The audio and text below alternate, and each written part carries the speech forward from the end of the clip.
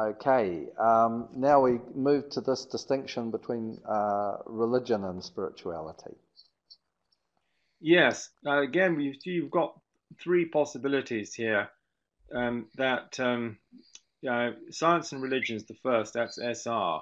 So science and religion complementary, those figures are about 20% on average.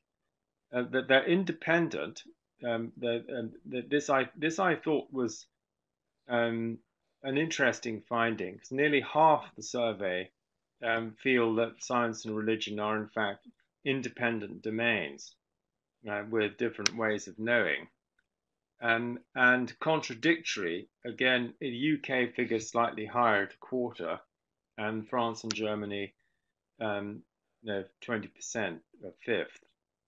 And then if you look at the complementarity or otherwise of science and spirituality, which is the second part, then you'll see that the figures are almost identical in the UK, but significantly higher in France and slightly higher in Germany.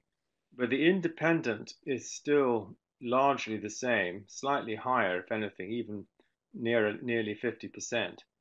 And the contradictory, and this is interesting, I think, that if you look at the figures for science and religion are contradictory and science and spirituality are contradictory, you'll see there's a lower figure for science and spirituality being contradictory, significantly lower, 9% lower in the UK, 10% lower in France, but only slightly lower in Germany, which is perhaps where reflected in the higher church attendance, and so they don't make such a distinction between between spirituality and religion. Also, so for me, yeah, carry on. Or do you think, David, that there's a possibility that as science itself changes, and this was a movement, I think, that started with quantum physics in the 20s and 30s and has spread into other areas, that a strictly materialist view cannot possibly hold within those worlds of the subatomic regions.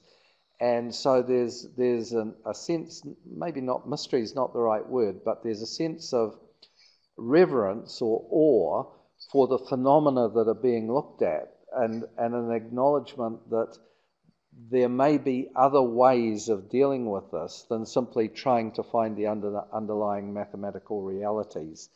So that spirituality has come to mean something that's actually intertwined with the scientific enterprise for a considerable number of scientists, that they don't see a contradiction between science and spirituality, because in a sense they've become so passionate about the way they do science that it's becoming more and more inbuilt. Do you see that as a possibility? Well, I think it depends a lot on different disciplines as well. I think for me, physicists tend to be more open than biologists to these areas and to this kind of view, but because of the extraordinary paradoxes and complexities that physicists have to accept if they're going to get to grips with quantum mechanics and non-locality. Whereas biology is much more focused on the physiology, on the brain. And I think that by and large, biologists are more materialistic than physicists. I think that what is closest to spirituality in relation to this interface is not so much science and religion, this is my view anyway, but as science and mysticism, or spirituality and mysticism. Because spirituality and mysticism are both based on experience, whereas for me, theology is more a question of rational argument and argument for certain propositions and against other propositions, which is more abstract.